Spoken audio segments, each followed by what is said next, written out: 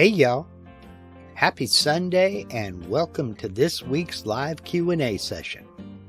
This is the portion of the show where we allow YouTube to send out notifications that we're going live.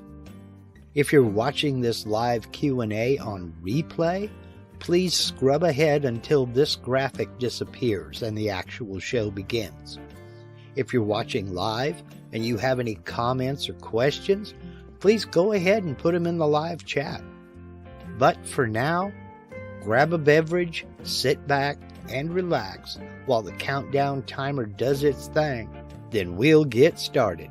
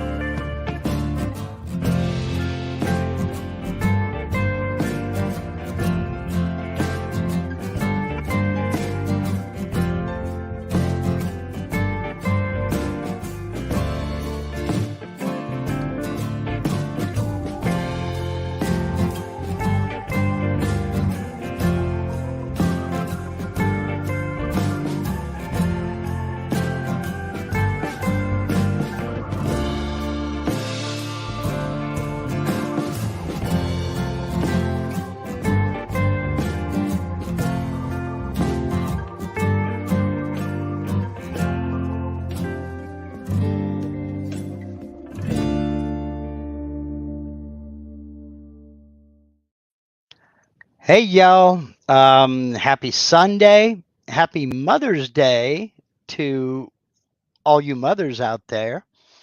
And yeah, it has been a week here. Before I get started, I need to talk about something very serious here, and I need to ask for your help. Um, I have spoken at length about my friend Steve Nealon, who runs Harneal Media. And I'm going to ask for your help for him.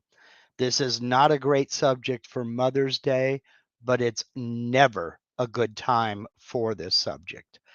Uh, if you will look down below in the description, you will see the first link there is a link to a GoFundMe. And that is for Steve. Now, Steve did not set this up. Another very dear friend of his set it up. Um, Basically put, they are having to put Steve's mother into hospice. And of course, there are associated costs with that. And I'm afraid Miss Ruby does not have any insurance to cover that, nor does Steve. And so I'm going to ask for your help. I'm going to ask all my friends out here, if you were thinking about doing a super chat to me, please don't do that. I appreciate it greatly, but what I would prefer is that you head over to this GoFundMe. Again, as a link in the description, and make that super chat over there for Miss Ruby.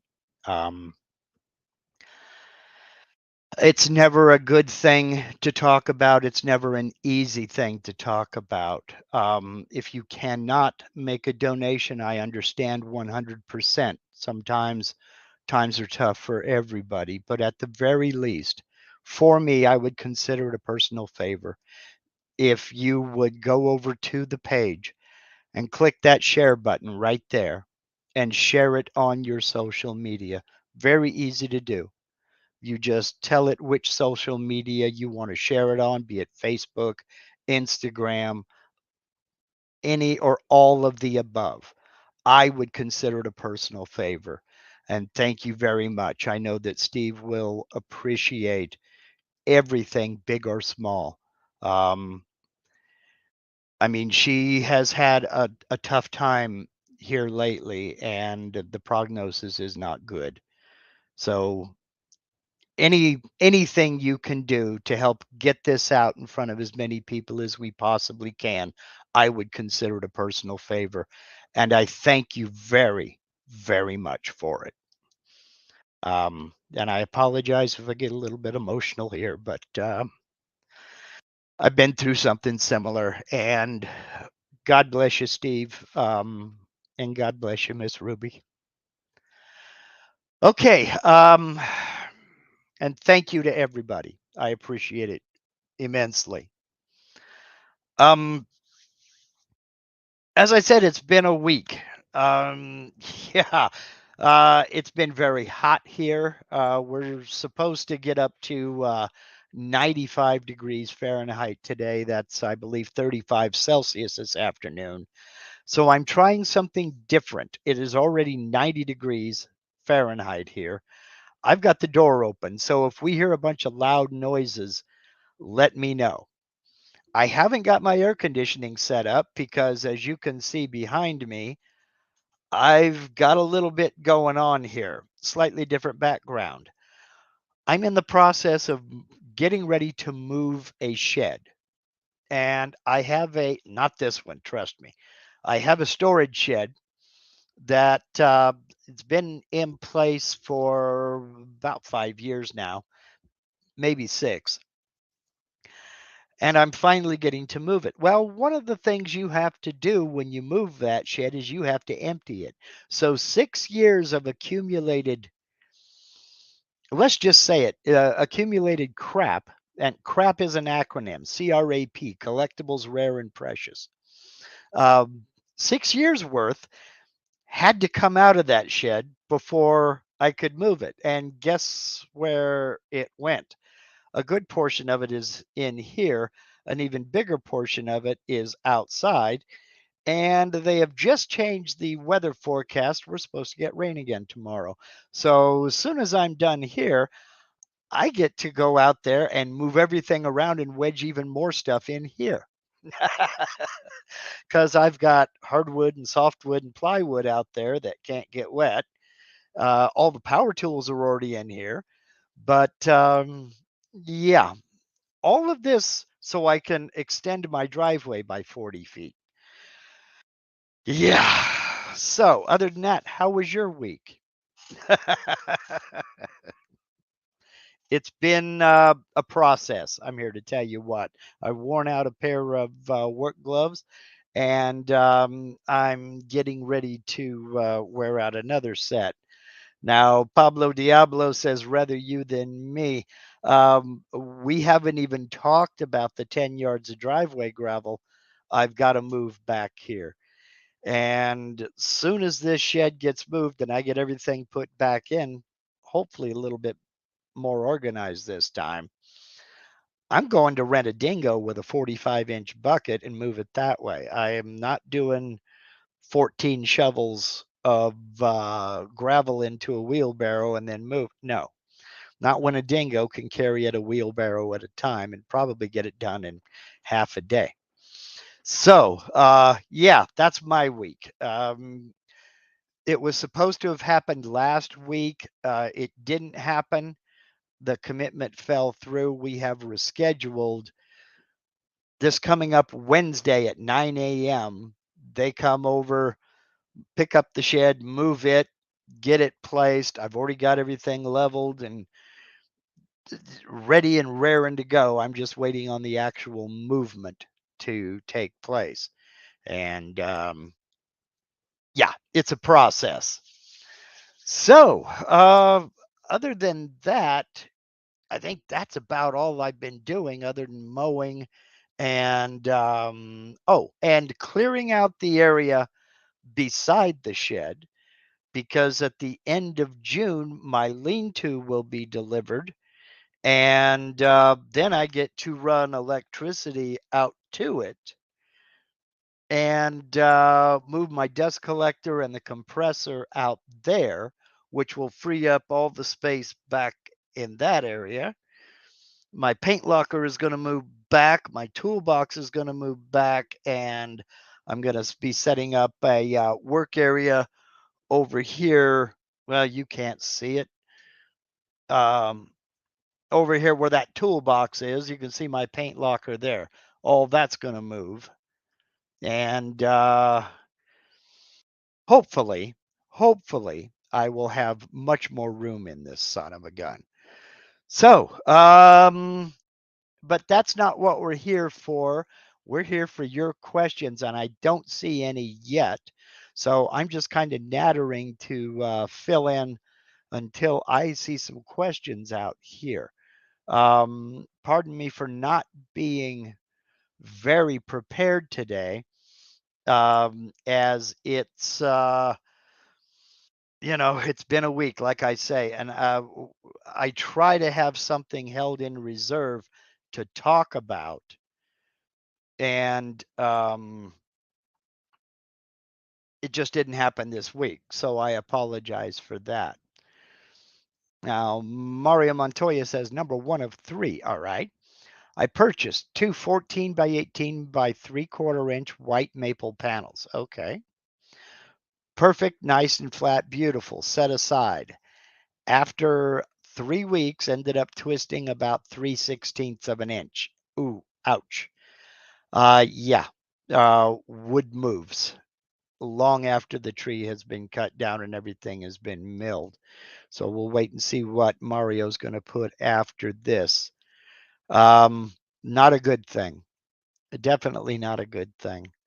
I have been having a little bit of that struggle of my own, making a large end grain cutting board for my wife, and even glued up panels will attempt to twist. And I have surfaced quite a bit of material off of those panels. Luckily, after I got that uh, after I got that cross cut into end grain pieces and glued up, that twist stopped. But I don't know if it's going to continue. And that project was put on hold until all this is finished. Okay, Mario continues, decided to rip into 3 parts, waiting for them to acclimate. Will then flatten on the CNC, then glue up. So is this a viable solution? I have another set delivered, same size, but I'm thinking of sealing with lacquer, hoping to prevent or minimize another twist. Any suggestion on a preferred method? Thanks, Mark. Um, to be perfectly honest, uh, that's going to be an ongoing struggle, Mario, simply because when you move it, the distance from the lumber yard to your shop, humidity levels change, uh, temperatures can change, and things have to acclimate. I mean, if you look at hardwood flooring, for example, they will tell you to put it in the room it's going to be installed in, and then undo any packaging, open up any packaging, and leave it for a week to let it acclimate. Because if it's going to warp and twist, you want it to warp and twist before you get it laid down on the floor and it starts buckling on you and creating tripping hazards and just basically messing up a decent floor install. And you said you have another set delivered, the same size. That's going to basically do the same thing. Now,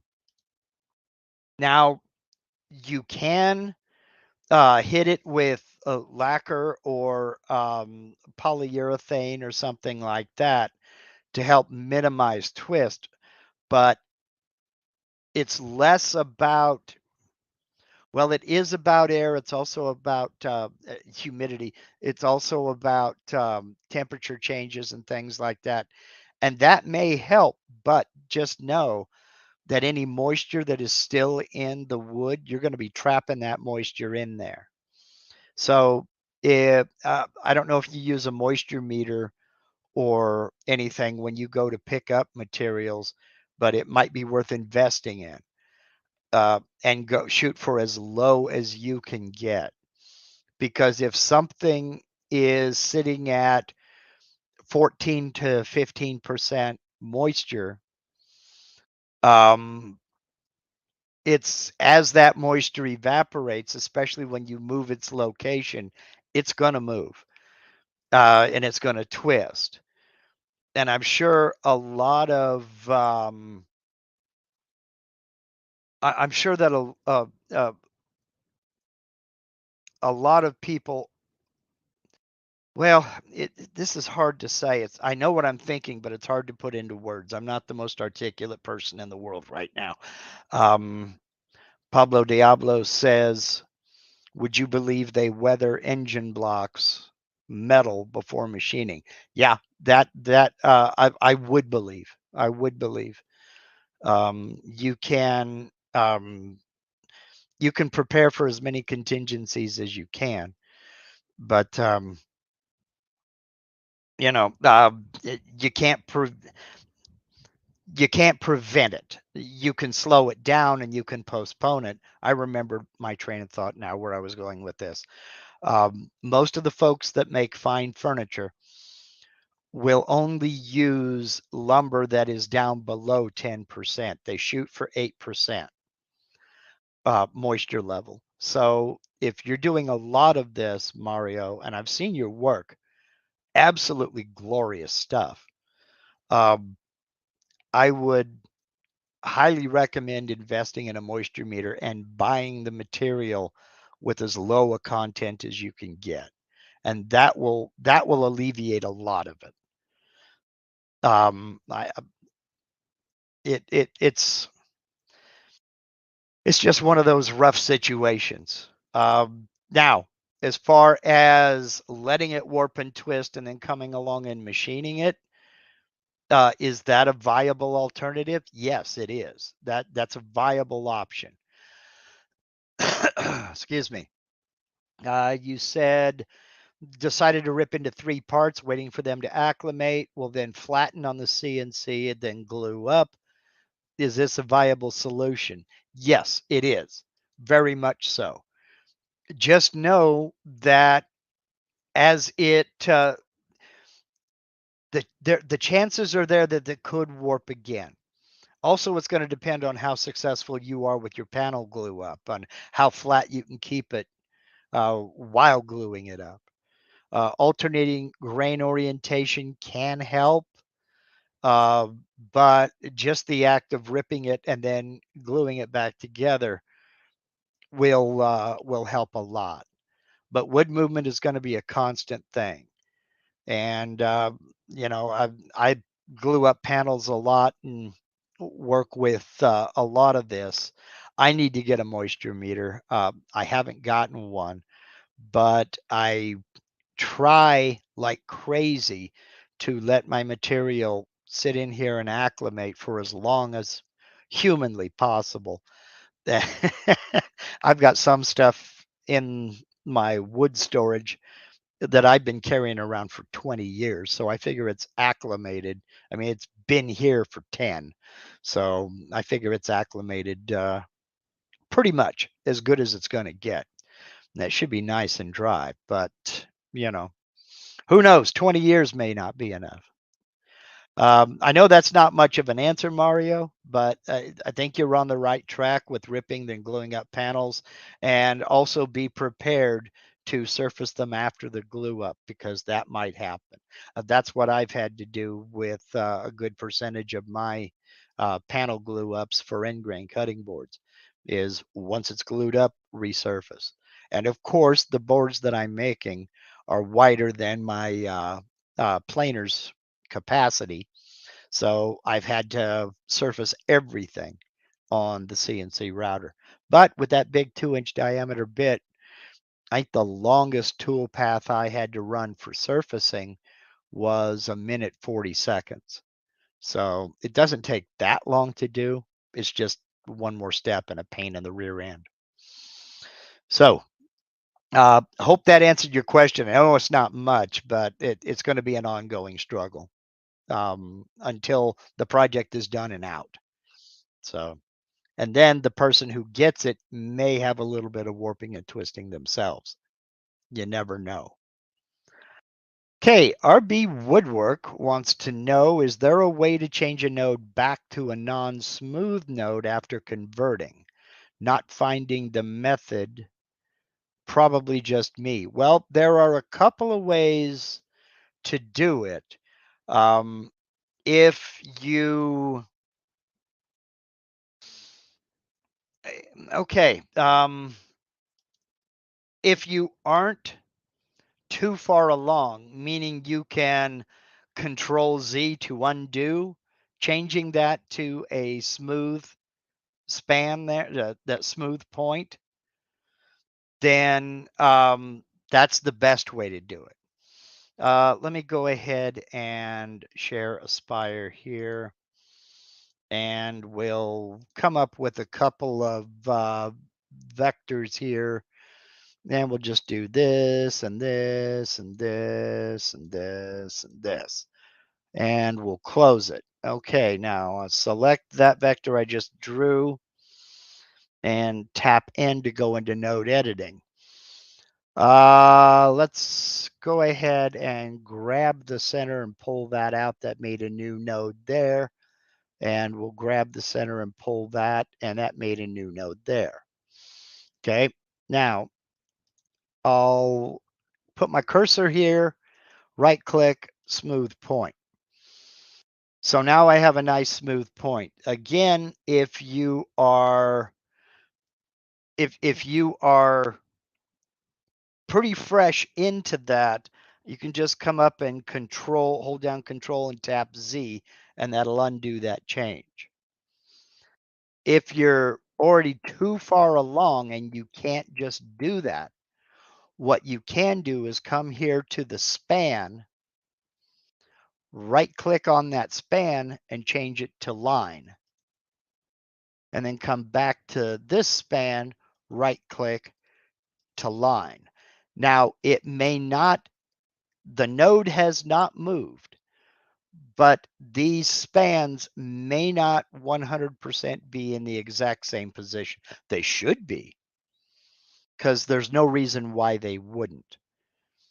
But that would be Control Z, Control Z. That would be probably the easiest way to do it if you're too far along to be able to just Control Z and undo that change to a smooth point. Just come up and right click and change it to a line. Same thing here, right click and change the span to a line, not the point. So, and I can come out of node edit and we're back to the way we were before. So I hope that answers that question, RB. And thank you for it, by the way. So, well, yeah, there are a couple of different submenus within node editing. When you right click, depending upon what you're right clicking on, you have one submenu or context menu rather that opens up when you're hovering over a point or a node, and then you have another one, that a different one that will pop up if you're hovering over a span, because you can do different things with a span than you can with a node. I mean, the simple things are still there, delete or but you can't delete a span when you're hovering over a node. All you can do is delete the node. And the same thing with the span. You can delete a span, but you can't delete a node when you're right clicking on the span. So, okay, let's see here now. We have another one with Gary Wolf saying, if I draw a diagonal line 45 degrees at any length in VCarve and wish to copy or draw another line 1 inch away the same angle, what is the easy way to do that? Okay, well, let's go back into Aspire. And again, there are a couple of ways to do the same thing. It's just going to, oh, come on, the entire screen. There we go. Thank you, Aspire. There are a couple of ways of doing the same thing. Let me go ahead and get rid of this. And we'll delete that and we'll create a 45-degree line roughly. See, that's 30 degrees. That is, come on. Trying to go 45. There we go. Bingo. Spacebar to end that line. Okay, so I have 45 degrees. Now I want to create another one 1 inch over from it. Now I'm going to assume you want to go, let's just say from this end, 1 inch this way. Or do you want to go 1 inch this way? That's going to depend. And you can play around with the math if you want. But generally speaking, the easiest way is to select it and come down here and do an array copy. Now, I'm going to do another one 1 inch off to the right. So I want a total of 1 row in Y. I want a total of 2 in X because I'm going to place this other one over here. And I'm going to offset it in X 1.0, and my Y offset, I want it to be 0. Then I'll click copy. And there we go. Now, let me make sure that that turned out right. Get in here to the measure tool. And we'll measure the distance here. Nope, that did not work exactly right. If I come over here, come on, get my angle of 0. I'm going to have to zoom in closer. Yeah, you know what? Let's come up here and go end to end. And there we are, 1 inch. Now, Tim Keller is asking, can't you do an offset? Yes, you can. That's another way of doing it. Okay. So let's close this, Control Z, select it, and I'm going to offset outwards to the right. 1 inch. I don't want to delete the original, and I don't necessarily need it to select new. Click offset. Now, if you look here, we go up here to the measurement, click from here to here, we have a measurement of 1 inch. However, the top edges do not line up. Now, if that's not important to you, then great. If it is important to you, you can from here go ahead and go into move and transform mode. Then grab the end of the line, and as long as you have smart snapping turned on, hover over that node and bang. That's another way of doing it. Now, another way would be to go ahead and draw guides. And I want to create a new guide relative to this one. Offset 1 inch, create new guide, close, select this one, select it again to go into move and transform mode, come up here to the end, hold down the control button. Click on that line and drag it right over here. And there you go. Okay. So there are multiple ways of doing that. Okay. And everybody has their own preference. Everybody has their own way of doing things, whatever works best for you. So I hope that answers that question. Offset is probably, if you only want 2 lines, offset is probably the fastest. If you want several, 8 or 10 of them, then a linear array is the easiest. So, okay, let's see here. We've got a few more new questions I need to grab real quick. Boom. Excuse me. Al Peleg says those lines are not 1 inch apart. They are shifted 1 inch horizontally. Exactly. And that's why I said it depends on what you want to do. If you want it perfectly perpendicular, then the offset is the way to go, because that will do it perfectly perpendicular, the 1 inch. So let's see. Let's go into another one here.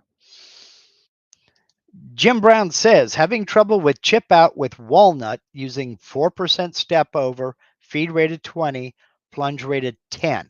What should I change to help stop the chip out? And then further, he goes to explain it's a 60-degree, 45-degree V-bit. All right.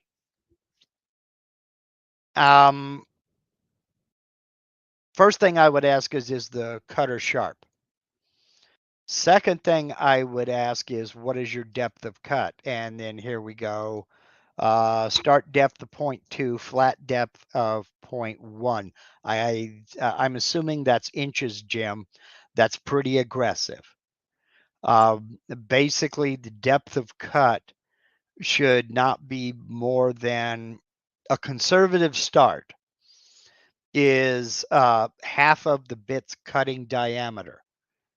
Now, what that means, but that can change. For instance, I have, and I can't get to them to show them to you. I have some 90-degree V-bits that have a cutting diameter of a ½ inch. But I also know that if I try to carve a quarter of an inch, which is half of that bit's cutting diameter, in one pass, I'm going to get a bunch of tear out.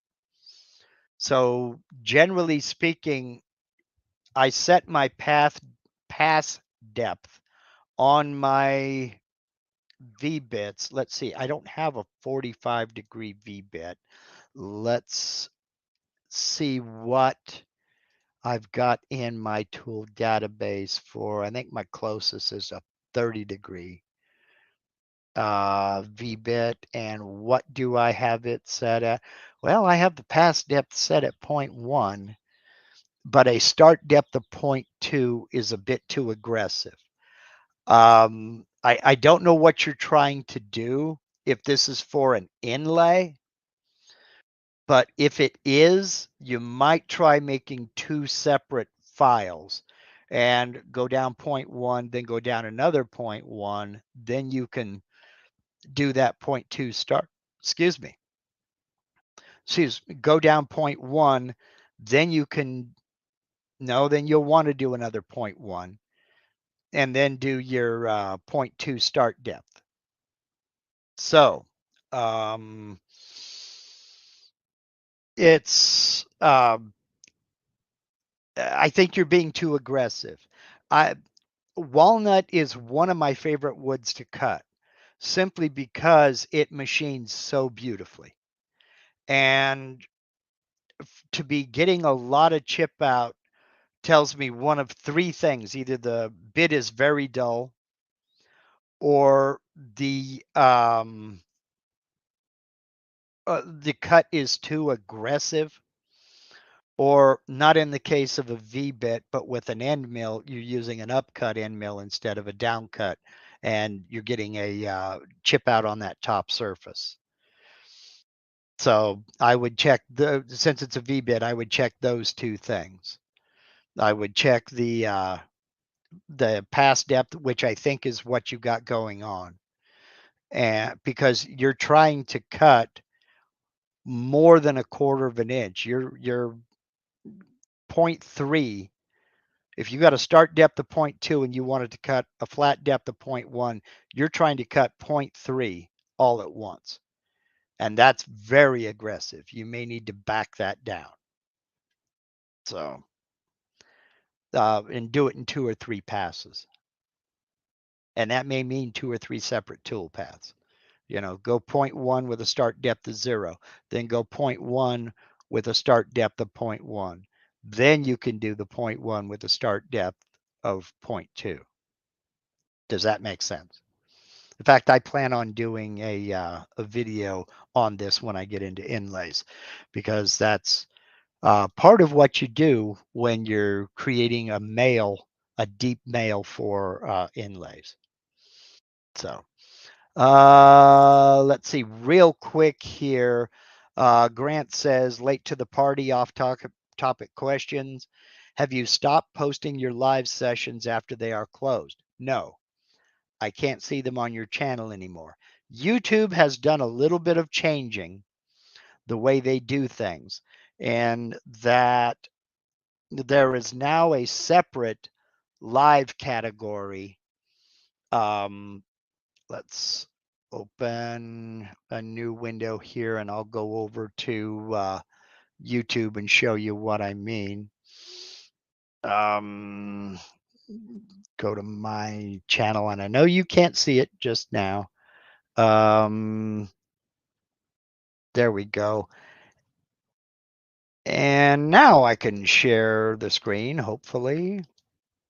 And there we go. share this one over here, and this is my YouTube channel here. They have since separated it off. Live is its own tab now.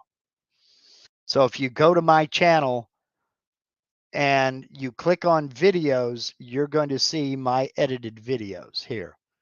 You go over to live, and that's where you will see my old live streams. They are all right there. YouTube made that change a while back, but there they are. And then you can click on playlists and see all the playlists. These are playlists that I have created. You just click on created playlists, and there they are. Every edited video on my channel is in a playlist. There's the community tab, membership, the store if you want merch, and then channels that I feature from some of my friends. But that's the answer to that. They separated it off into live. Yes. They used to be right there with videos, but this is a change that YouTube did just to, it hasn't been that long. It's maybe a month or two back, but they are all right there. So uh, I didn't know that that was an issue, but evidently it is. So let's get back to your questions up here.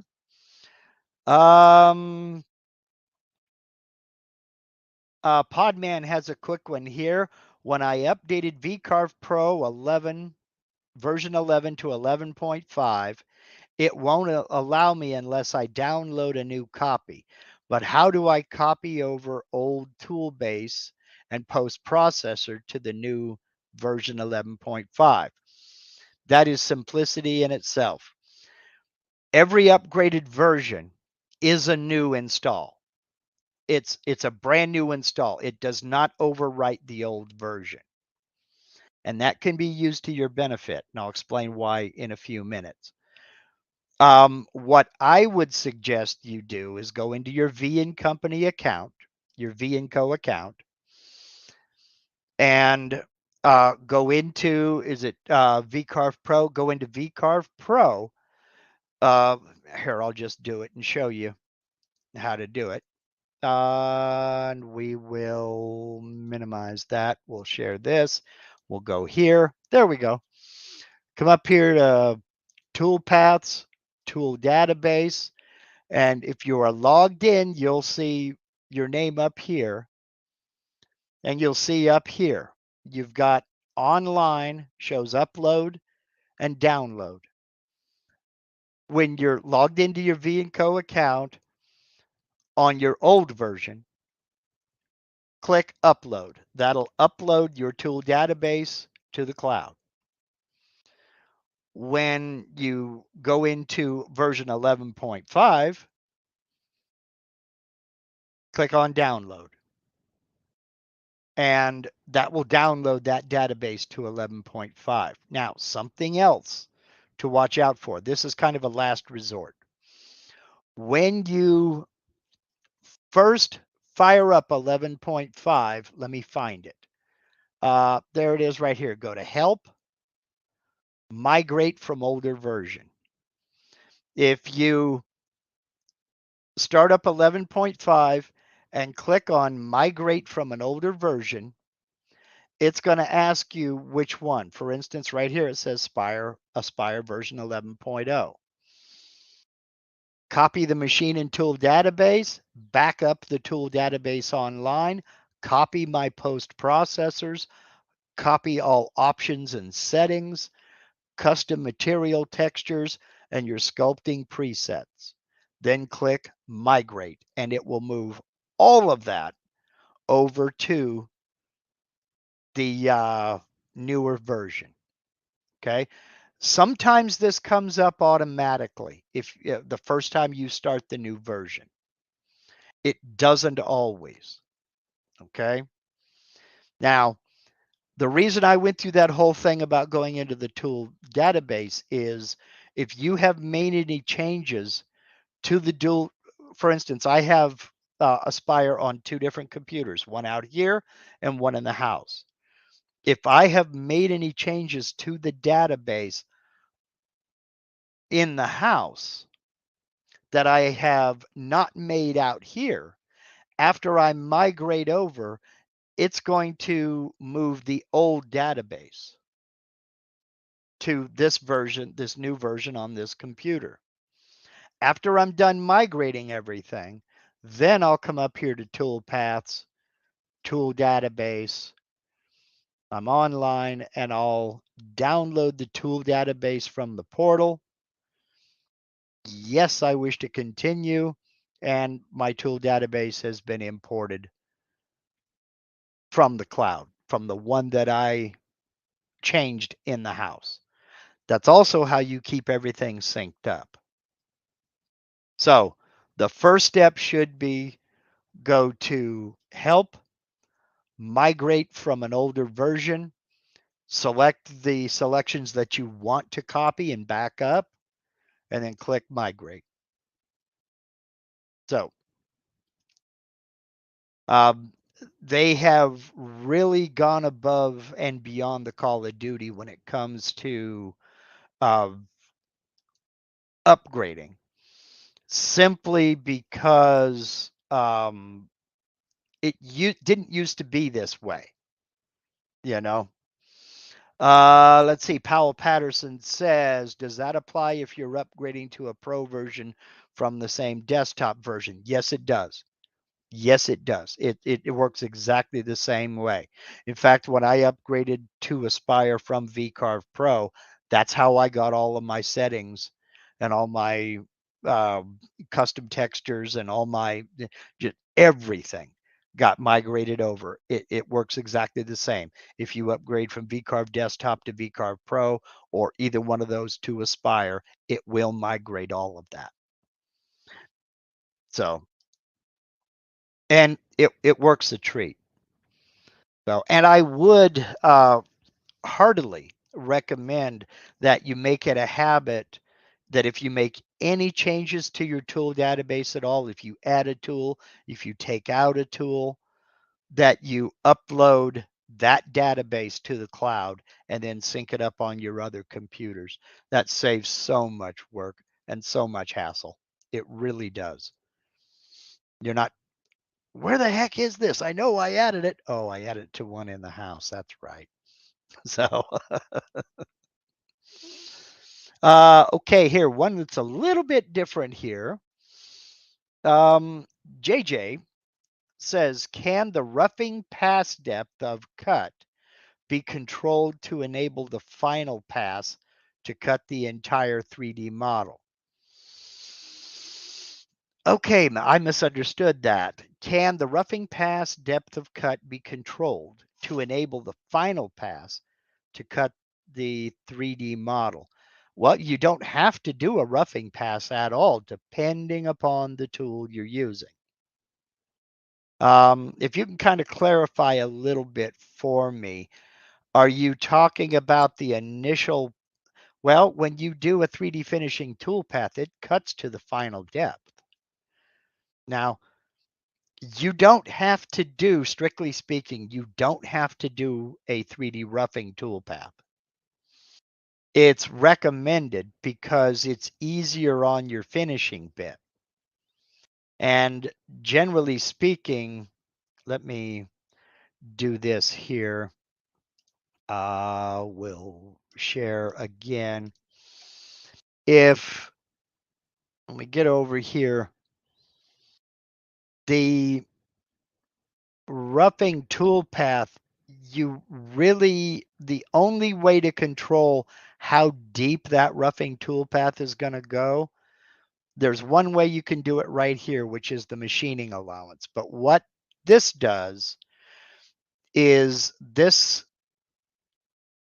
it regulates how deep this 3D roughing is going to cut. And like I have 0.02 here, that means the closest that bit is going to get to the model depth is that 0.02, meaning that when it roughs, it's not going to get any closer than that. Okay? If that makes sense. Then when you come along and do the finishing pass, it will cut to full depth. Okay. The depth of cut is full depth for the finishing without the roughing. Yes, that's true. Now, the other way to control this, let's go with, okay, I've got an end mill of 0.125 two flute. Let me edit that end mill. And here I'll change my pass depth to, let's just say, 625. And this will affect this tool path only. It does not change the cutting parameters in the tool database. Okay. So that's going to control the pass depth, meaning it's going to take smaller cuts. Okay. It's going to take shallower cuts if that's what you're trying to accomplish. Okay. If you want deeper cuts, edit the bit and go in and make deeper cuts. Personally, I wish they would allow, I wish they had the number of steps, the number of passes that the same editing capability that you have in, say, a profile or a pocket. I wish they would add that here, just just to kind of help with this situation. Okay, machine allowance sounds like what I'm after. The finishing pass only hits a portion of the entire model. Well, that could be a couple of things. The finish pass only hitting a portion of the model may mean that the bit diameter you're using, let's get out of here and go to a 3D finish. It may mean that the bit diameter you're using is too large to get into the area that you want to get into. If it's a small model, you'll want to use a small bit. If it's fairly large, like the barn stars I've been carving here, they're not as detailed, and I can get away with a 1/8 inch tapered ball nose. If it's big, like 12 inches or above, I can get away with a 1/4 inch regular ball nose. It just depends on how detailed and how large what you're carving is. So if it's only hitting a portion of the entire model, it may be that the bit is too big to fit down in there. So it's cutting what it can. So, but when you're talking about the machining allowance and the 3D roughing, it doesn't force the roughing pass to cut down to 0.2 above the model. What it does is it limits that roughing pass. It won't get closer to the model's final depth than that 0.02. Okay, so it leaves that skin there for the finishing tool path to clean up. It will probably leave more as well because it's going in a Z level, meaning it'll come down a certain point and then come down a little more, come down a little more, and machine those areas away. And that is set by, again, the pass depth. So cancel.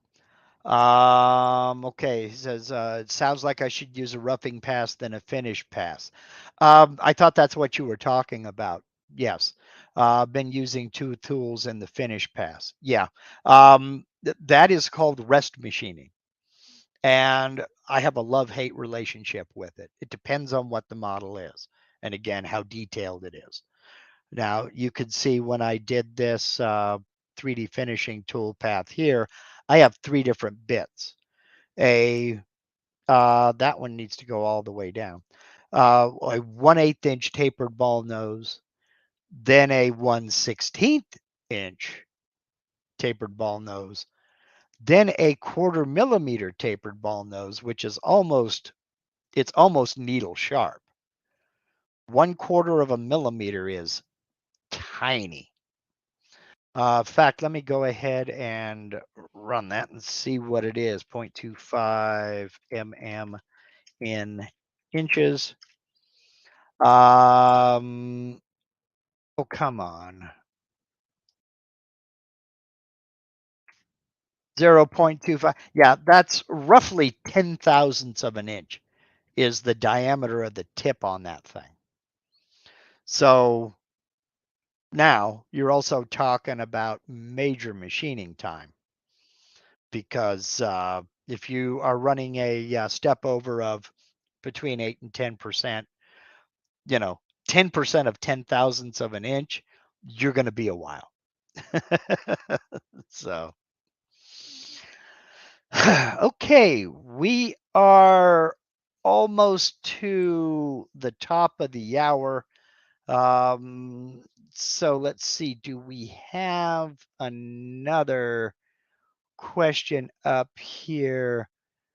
Um, let's cruise up and see what we got.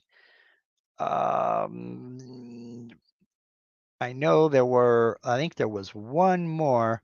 Somebody was asking me about, come on, where is it? Um, There we go. Brooks Martin was asking how the outdoor samples are holding up. Well, I've been so busy, I haven't done anything else with those outdoor samples. They're sitting back in my quote unquote office. So they're holding up great in there. Uh, yeah, but so much chaos has been going on other things. I haven't had a chance to do anything further with them. So. See, IL Peleg says in some situations, rest machining is a great time saver and also a tool life extender. Absolutely. And I would go further, excuse me. I would go further, Al, and say that a roughing tool path it goes further than anything else in extending the tool life of an expensive tapered ball nose. Now, the tapered ball nose bits have really come down in price, especially here lately, even with inflation being what it is. Because when was the first two tapered ball nose bits I bought were over $60 each, and they're not even close to that now. They're down in the $30 range. Still a lot of money, but half of the price that I paid for them. So, you know, doing that roughing path, doing that roughing tool path will do more to save the tip of that bit, especially than doing rest machining. But your point is well taken. Rest machining can be a time saver and can also extend the tool life big time.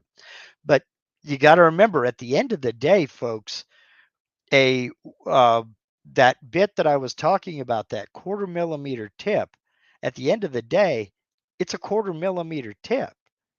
It's very delicate and can shatter if you sneeze on it from the wrong direction. So that roughing tool path is there to save the tip of that bit and to help save you pulling out your hair because you're breaking them left, right, and center. So, yeah, I know you can do a finishing tool path without doing a roughing tool path, but you can also whack yourself in the side of the face with a piece of material. Personally, I don't think either one of those options is necessarily a good thing. So just because you can do something doesn't really mean that you should. So let's see.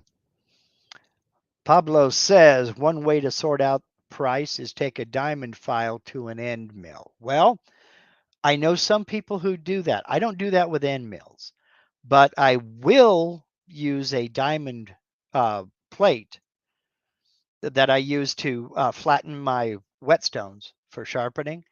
I will use that diamond plate to touch up the flat edge of a V-bit. Now, I don't have a V-bit right here, but I just happen to have a bowl and tray bit, and I can show you what I'm talking about. I got this from Peter Pasuelo over at CNC Nuts. Now, I'm not talking about touching the carbide edge. I do not touch the carbide edge, but I can hit the flat side here with that diamond, and it will knock off any burrs or any round over off of this cutting edge. I'm not touching the this tapered edge here. I'm dressing up the back. And you don't take much off at all. I mean, think of sharpening a plane iron. Mark it with a black Sharpie pen or a felt tip pen and a couple of rubs. And when that Sharpie is gone, you're done. And you don't need an aggressive stone or I use the diamond file, like the diamond stone, like I say. And but I only do that with these carbide insert cutters or carbide tip cutters. I don't do that with end mills. I figure end mills have come down in price so much that when it's at the end of its life, it's gone. It's a consumable item. I just add that price to my overhead. And, whenever I'm doing a commission. Let's see. Ray Dixon wants to know, are there V-bits out there with flat bottoms? Yes, they are considered engraving bits. So if you look for instance, a 45-degree engraving bit, it will have a flat tip. Most usually. It's very rare to find one that doesn't have a flat tip. So, drill bits. I don't drill a lot of metal. I drill mainly wood. I mean, occasionally I have to drill metal, and I will dress those up with a stone if I need to. But I I don't buy expensive bits. I consider them consumables too. I've heard excellent things about the drill doctor, and I've heard horror stories about the drill doctor. So I don't have one. I don't recommend one. I just, you know, I don't. In fact, I just mentioned it now, and that's the first time I've ever mentioned it in public. I don't own one. If I need to dress up a drill bit, I'll dress it up. But I find that I break more 1/8 inch diameter drill bits than I dull. So I've gotten to where I'm buying them in 5 packs because if there's a way I can break a bit, I'll break it. So maybe it's because I buy cheap bits. I don't know, but I consider them to be consumables as well. Dwayne Ruthig, the mad scientist and genius, says he has a 20-degree engraving bit with a 5/1000 flat bottom. So yeah. So yeah. Uh, and Powell Patterson is right on the money here. Feed rate is a big factor in tool life. Too slow equals heat equals bit death. Yes. You should be able to finish a tool path, then shut off your router or spindle. You should be able to hold on to that bit with your hand comfortably. It shouldn't be hot. If your bit is hot, you need to either slow down the RPMs, speed up your feed rate, or both. Combination of the two. Because you're creating unnecessary heat, which equals unnecessary wear. So, okay, I'm going to go ahead and wrap this up, mainly because it's hotter than it's hotter than blazes out here currently 86 Fahrenheit here in my shop, which is right at about 30 Celsius. So I'm ready to go in the house and sit in the air conditioning. Sunday is my day off. Once again, I'm going to ask uh, that if you would please, as a personal favor to me, head over, let me bring it up again, to the link down in the description of this video to the GoFundMe for my friend Steve Nealon, who is in the very, very bad position of placing his mother in hospice care. Steve's a very good friend of mine, and at the minimum, if you would do me the personal favor of coming over to the GoFundMe page, again, link in the description, and at the very least, at the very minimum, share this GoFundMe. Get it out in front of as many people as possible. And I thank you sincerely, and I know Steve thanks you. It's been a rough ride for Steve and his wife and Miss Ruby, of course. And I'm asking you to show your love. At the very minimum, share that out on your social media. And I thank you for doing that. I appreciate it sincerely. For everyone else, happy Mother's Day to all you mothers out there and to all your fathers or significant others. You know what to do today. Take care of them. And next week will be another open Q&A. I might have pictures of the great shed move. We'll see. I don't know yet. Hopefully, this mess will be a little bit gone further. I mean, you can see that's a table saw. There's my drill press. I got routers and sanders and jointers and oh my gosh. So I'm going to go ahead and revel in the mess over here. Y'all have a great week and go do something cool. And thank you very much. Bye-bye.